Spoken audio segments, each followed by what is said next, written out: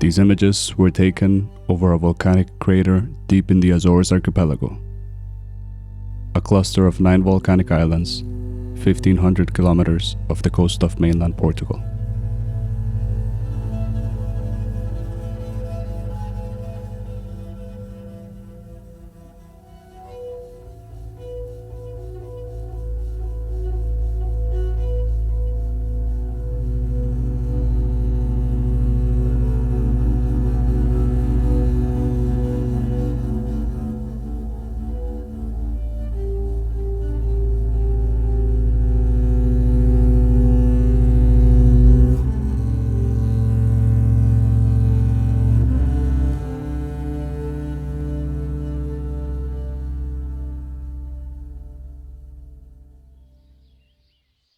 In these islands, volcanoes have shaped entire landscapes, but they have also left a deep mark on the local people, like those in the town of Sete Cidades, which sits in the crater of a dormant volcano. The inhabitants of this town could not have witnessed the caldera forming episode more than 20,000 years ago, but there are more recent events that could have triggered a collective memory. In town, we met Rosa, a local farmer who shared with us one of the legends that has been imprinted on the local identity.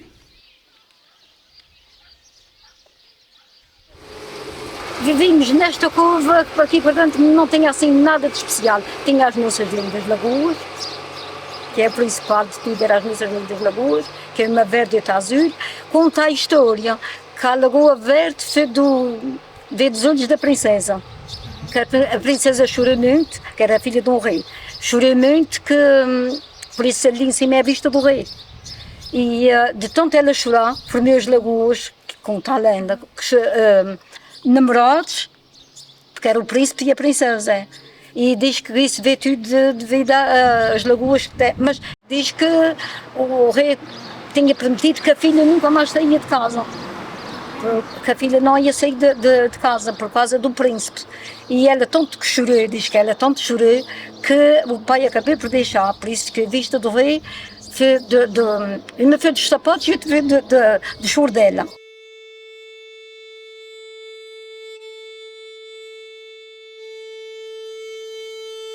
Although many versions of the Sete Cidades legend exist, the story is always about a beautiful princess and her raging father, who through envy and destruction was responsible for the formation of the lakes.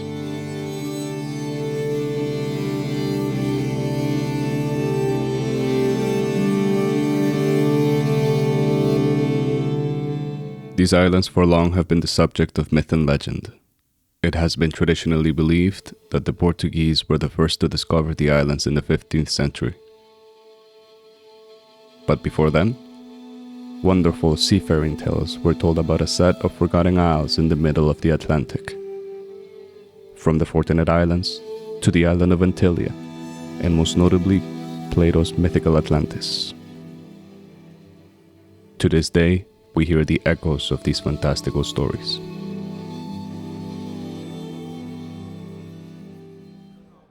One of the early accountants of some of these tales was Gaspar Frutuoso, referred to as Portugal's first volcanologist and a devoted priest. He is most remembered by his manuscript Saudades da Terra, a codex that sets out to document everything from history, geology, and natural phenomena of the Micronesia region in the 16th century. It is one of the most important books in Azorean history. By chance, we visited São Miguel during the celebrations of his 500th birthday.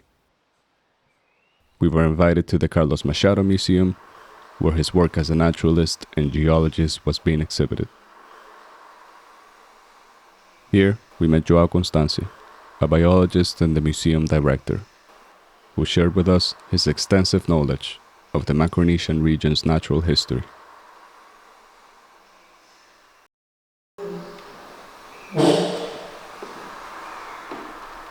In the back walls of the museum, we were particularly struck by a passage in which Frutuoso, almost 500 years ago, is responding to a popular belief. the belief that these islands at one point belonged to the lost kingdom of Atlantis. Why has this myth been so prevalent here, and does it still persist today? The question of the Atlantis, it's as a myth, it's very, very human. I think we all want to believe strange theories and strange stories. Even in nowadays, we believe in several things. There are people that believe that were people in the Azores many years before the colonization, the population. And they are striving to get proofs about that presence. We have that myth still. It lives on. Still, yes, it lives on because people want to believe extraordinary things, and we prefer to think that Phoenicians and the Vikings were here before, because it's interesting to believe that it. And it's possible, yes, maybe it's possible, but who cares?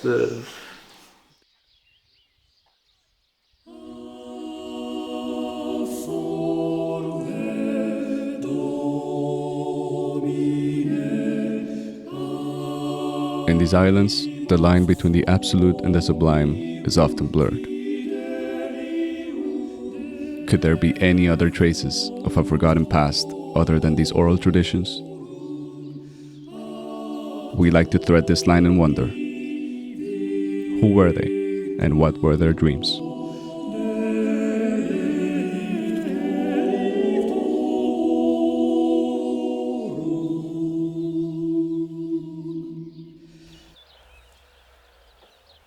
We head to the neighboring island of Pico, where some unique structures raise questions on whether the Portuguese were the first to inhabit these islands. In a concentrated region of 6 square kilometers, there are over 100 pyramidal structures, locally known as maroisos, which according to popular tradition emerged from the necessity of clearing agricultural land of loose volcanic rocks. The Pico landscape is dominated by an extensive network of volcanic rock vineyards, built in the 16th century. These were built and oriented in such a way to maximize the use of the elements, to harness the sun's heat in the volcanic rock during the day, for release during the night. When a parasite devastated the vineyards in the 19th century, the lands were sold and replaced by a series of small farms. According to the current understanding, the maroisos date back to this period, when large areas had to be cleared for new corn plantations.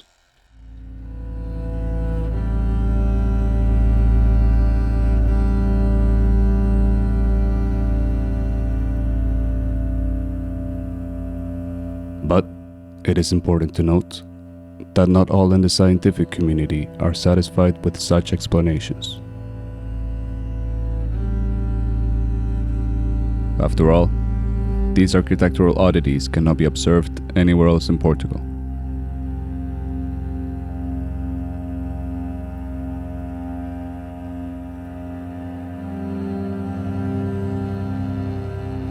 They seem to have clear intentionality behind their construction. Some of these structures are as tall as a 4-story residential building, with staggered steps and a lateral ramp. Their construction took a great deal of planning and years of collective work, always following the same architectural projects. Today, a lot of them have been affected by the island's seismic activity.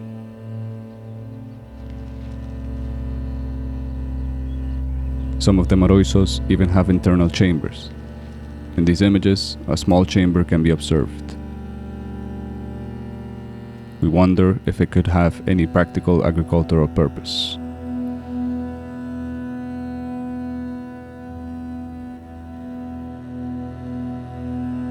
But more astonishing is the alignment of the structures, which seem to be guided by apparent astronomical motivations. Most Maroisos are oriented towards Mount Pico's summit in the east, and during the summer solstice, they align with the sunset over the neighboring island of Fayal to the west. It could be argued that this is driven by ecological considerations, such as crop protection from prevailing winds. However, scientists suggest that this goes beyond practical matters. Ritualistic and symbolic motivations seem to be quite present. We timed our visit around the summer solstice. To these mysterious builders, the sunset on the summer solstice would have looked something like this.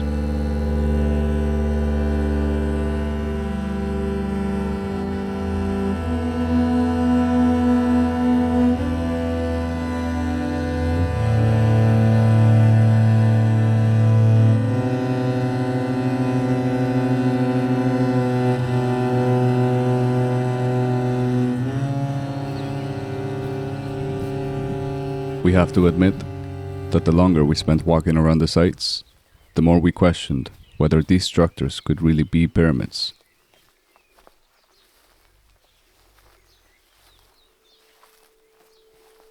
But whenever we tried to argue for the popular understanding, we were faced with more questions than answers. Why are they aligned with the mountain? Why are they all clustered in such a small area? Why the elaborate design?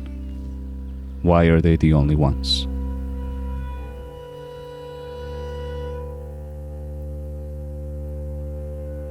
In the island, there's an aura of mystery and sacredness with relation to the mountain.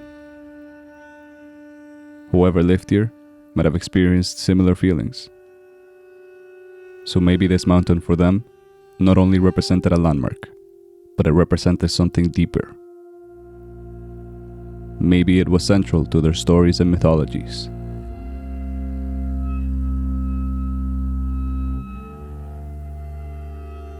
What happened to them? Did they succumb to the very forces that created these islands in the first place?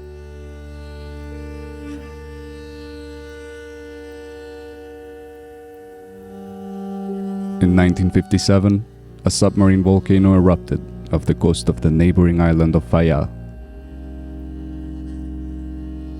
The eruption and ashfall led to the widespread destruction of homes and farmland, causing half of the population of Fayal to emigrate.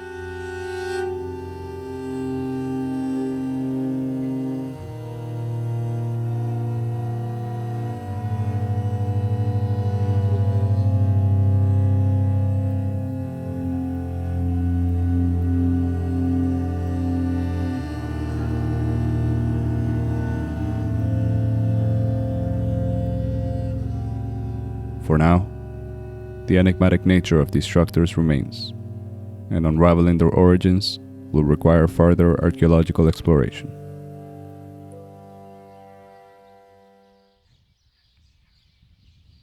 Similarly enigmatic people left their imprint on the fields of Terceira. Here, we found an unassuming cave, which may have been the resting place of over 100 souls.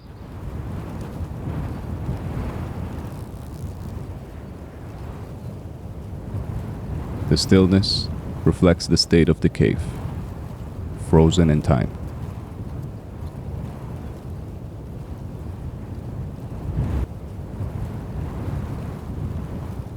The typology of this structure does not align with anything done by 15th century Portuguese, but it closely resembles other structures that are at least 2,000 years old, called columbariums. In the ancient Mediterranean world, these were used as resting places for the dead, with each hole holding the ashes of an individual.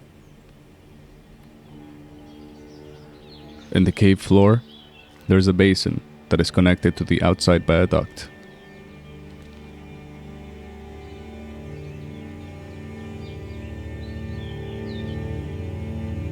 Who these people were remains a mystery.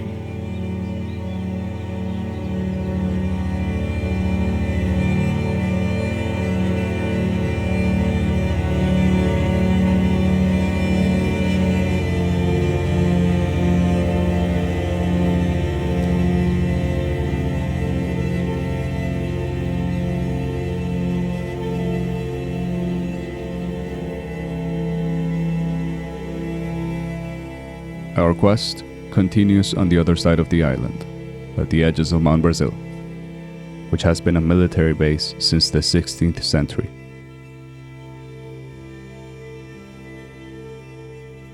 Here, we find two chambers carved into a mountain. Their purpose, when and who built them, is not clear. Some specialists have suggested they could be sacred spaces, created by ancient seafaring cultures like the Phoenicians, long before the discovery of the Azores by the Portuguese. In the first chamber to the left, we encountered a system designed for gathering and distributing water amongst 4 interconnected basins that flow into the ocean.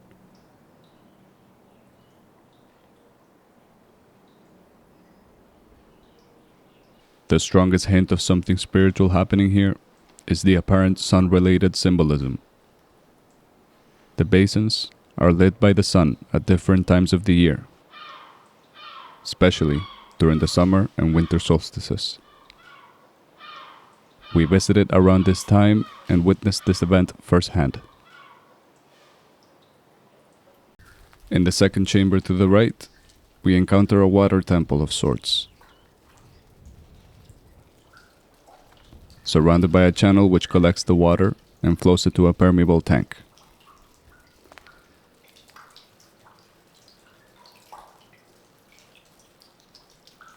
On the ceiling, biomineral stalactites have slowly taken form, hinting at the structure's age.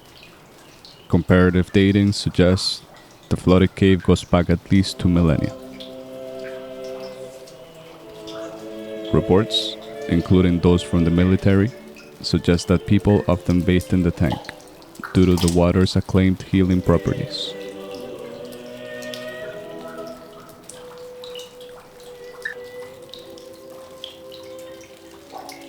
For these people, whoever they were, was this the place they came to find their inner balance?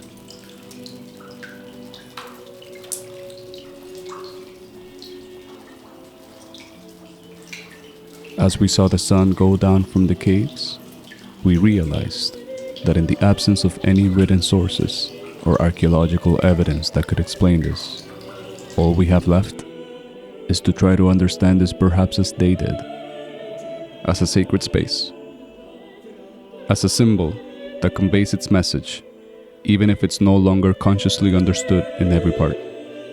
For a symbol speaks to the whole human being and not only to the intelligence.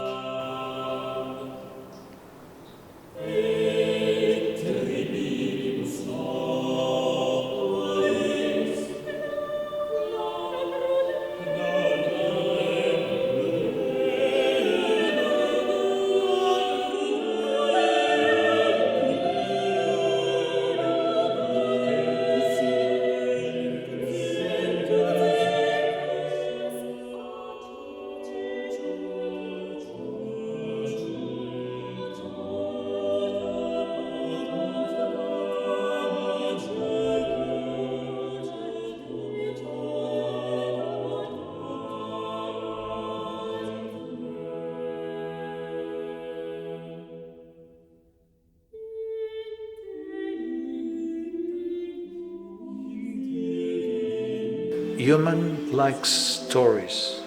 Our species is very well known because of his ability of create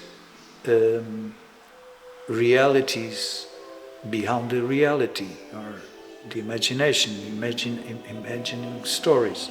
So it's in our nature to nourish these fantastic stories and these myths. And, To reach for the stars. yes, to reach for the stars here.